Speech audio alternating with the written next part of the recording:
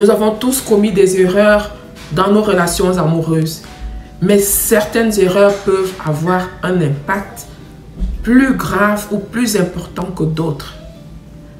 C'est maintenant sur l'amour en abondance.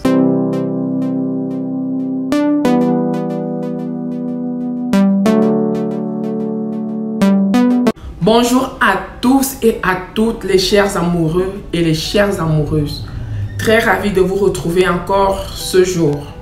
J'espère que vous allez bien. Moi, je vais bien. Bienvenue sur l'amour en abondance.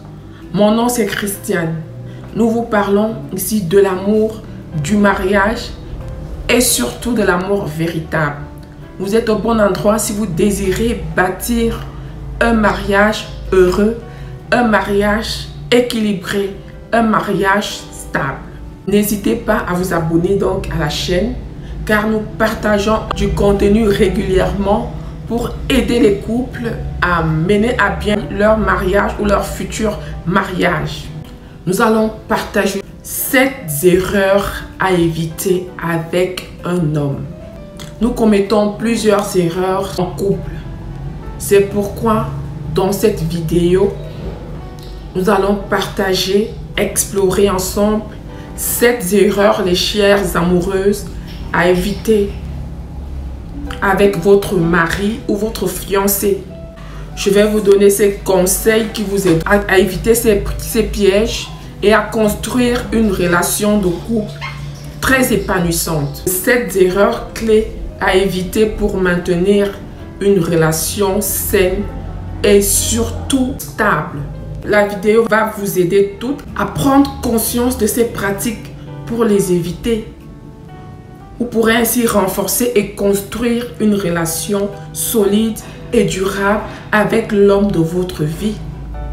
Avant de continuer, je vous invite à vous abonner si ce n'est pas encore fait, à cliquer sur la notification afin d'être alerté à chaque fois que nous publions du contenu sur la chaîne. Partagez au grand maximum afin d'aider aussi plusieurs couples à bénéficier de nos précieux conseils.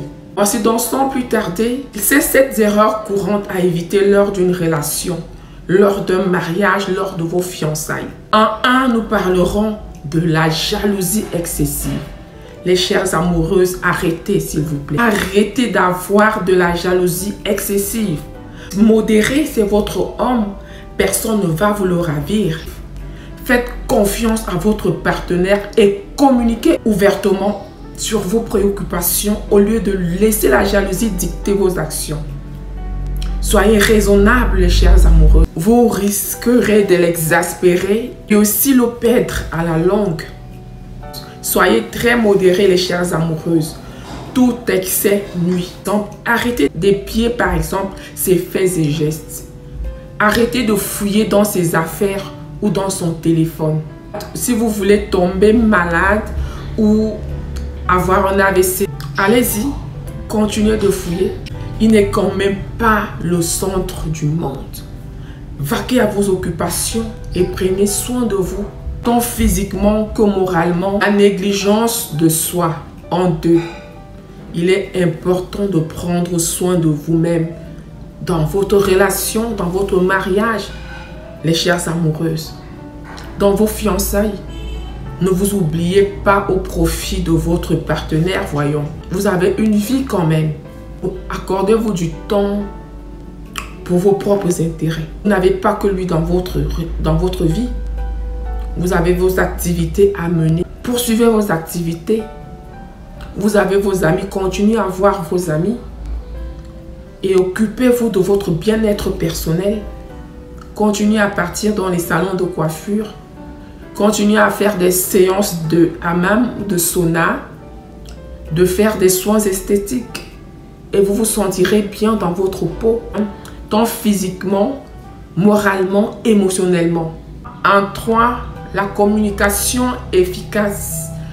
La communication est efficace pour toute relation saine. Je ne le dirai jamais assez. La communication est la base de toute relation, de tout mariage réussi.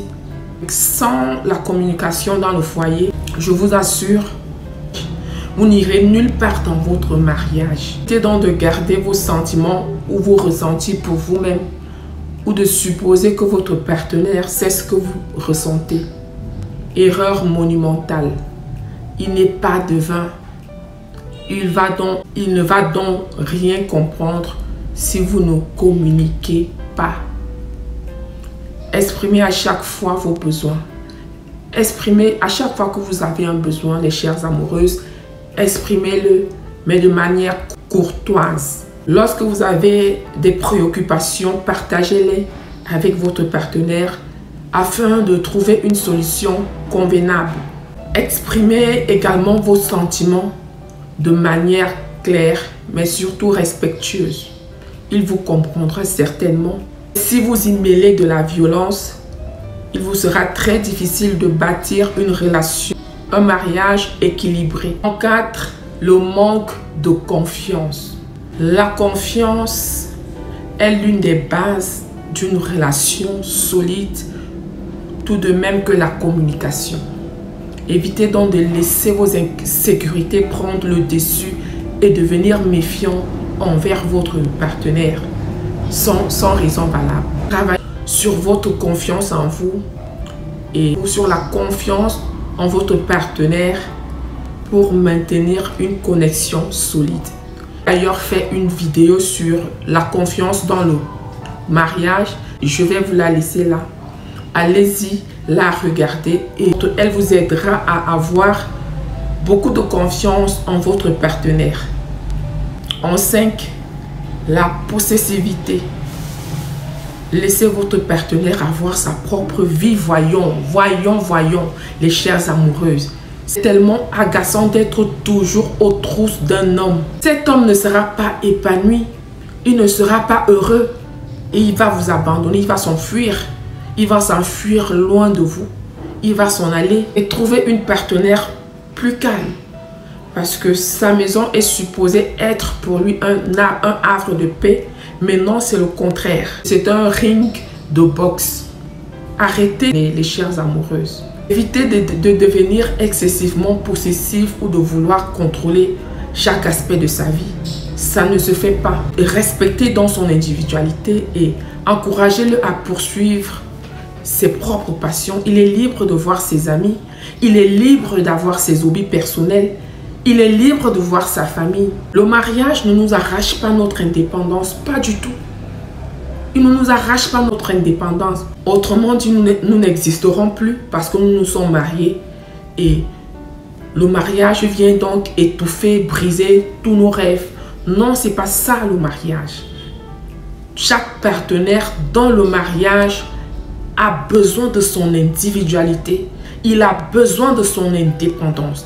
Alors, notez-le très clairement, les chères amoureuses. 6e, nous parlerons de l'absence de compromis. Parlons de l'absence de compromis dans le couple, dans le mariage. Une relation où chaque relation nécessite des compromis des deux côtés. Évitez de vouloir avoir raison à tous les coups ou de refuser de faire des compromis. Soyez donc ouvertes à la discussion, les chères amoureuses, et trouver des solutions qui conviennent à vous deux.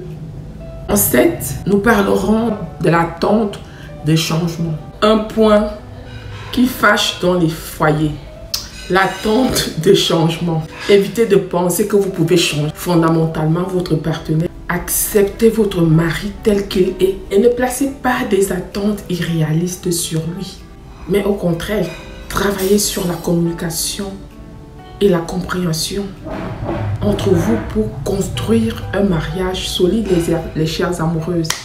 Malheureusement, c'est un point qui crée beaucoup de tensions dans les foyers parce que la femme pense qu'elle peut transformer son mari. La seule façon pour que ça fonctionne, c'est de l'aimer avec ses qualités et ses défauts et prêcher ensuite par l'exemple.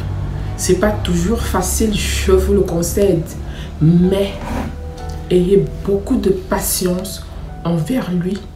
Ceci est valable également pour les hommes. Je ne fustige pas les femmes, c'est valable pour les deux partenaires. Mais aujourd'hui, nous parlons principalement des dames, les chères amoureuses. Arrêtez de croire que vous allez transformer votre mari. Non, non, non, non. Plutôt, faites asseoir, idéalement, posez les jalons de la communication dans votre foyer. Soyez compréhensive. Et aussi, je voudrais ajouter un point pour les hommes. Soyez parfois indulgents envers vos épouses. Certaines d'elles ont traversé des périodes assez difficiles durant leur enfance et ont eu des relations qui les ont affectées très négativement. Soyez indulgents s'il vous plaît. Aidez-les à se reconstruire, à guérir même des blessures du passé.